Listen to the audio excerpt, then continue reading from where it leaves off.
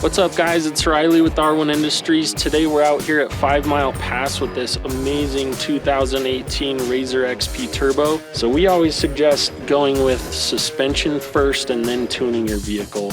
MTS Off-Road has nailed it. Those guys know their stuff. That's why we use them. This is a full dual rate spring setup. It's gonna be optimal for all types of riding, especially in the whoops. This dual rate spring setup will really save your bacon, and at the end of the day, your back's not gonna be tired. Your wife's actually gonna wanna ride with you. So if you're looking for a next upgrade, do not forget about your shocks. You also should be rebuilding your shocks every 2,000 miles. Hope you guys enjoy this video. Check us out, r1industriesoffroad.com. Thanks so much, guys.